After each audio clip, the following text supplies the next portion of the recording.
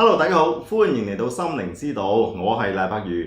今集我就好想同大家講下氣場呢樣嘢噃。大家有冇留意到有一類人，佢哋一世都似乎喺度行好運，就算係而家咁困難嘅疫情經濟環境當中呢，都生活得唔錯嘅喎。但係大部分嘅人啊，就算佢哋付出咗好多嘅努力都好呢，佢哋都發覺生活係相當之唔容易嘅。到底呢兩類人佢哋嘅分別喺邊一度呢？呢兩類人嘅分別就在於佢哋擁有好唔一樣嘅氣場啦。咁到底乜嘢係氣場呢？根據最新嘅科學研究呢，原來我哋每一個人都係一種能量嘅震動嚟㗎，無時無刻呢都向外界發放出一種肉眼睇唔到嘅能量震動嘅噃，稱之為氣場啦。咁透過一啲好特別嘅攝影技術呢，係可以好清晰咁樣睇到一個人嘅氣場震動情況嘅噃。如果一個人嘅氣場強大嘅話呢，佢就會吸引到好多嘅貴人善緣同埋機會埋嚟自己身邊咯，人生當然會容易順暢啦。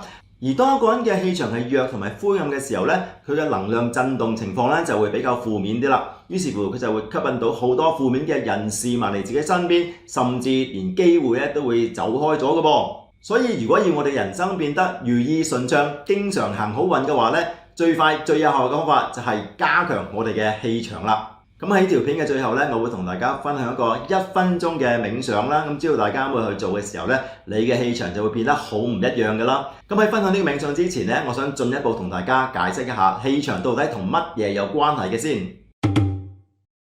咁氣場呢係同我哋嘅心靈能量有直接嘅關係嘅喎。所謂心靈能量指嘅就係我哋嘅情緒狀態啦。咁喺美國就有一位精神科醫師叫做 David Hawkins， 咁佢研究心靈能量咧已經有幾十年嘅時間㗎啦。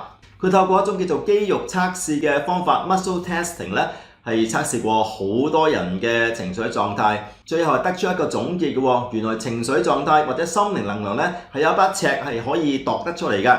由最低嘅0分去到最高嘅1000分，200分咧就係中位數嘅噃。200分樓下嗰啲咧屬於負面嘅情緒狀態啦，包括內心充滿咗煩惱啊、憤怒啊、擔憂啊、恐懼，甚至抑鬱等等負面嘅情緒狀態嘅噃。如果停留喺呢個區域之中咧，嗰個人所散發出去嘅氣場啊，就會係相當負面㗎啦。佢嘅思想亦都係傾向負面嘅喎，咁樣咧就會好難行到好運，甚至會行衰運添嘅噃。